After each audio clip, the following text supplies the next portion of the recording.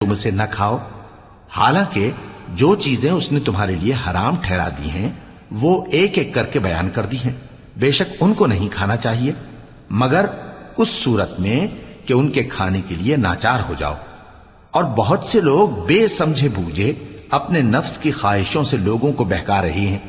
کچھ شک نہیں کہ ایسے لوگوں کو جو اللہ کی مقرر کی ہوئی حد سے باہر نکل جاتے ہیں تمہارا پروردگار خوب جانتا ہے۔ اور ظاہری اور پوشیدہ ہر طرح کا گناہ ترک کر دو۔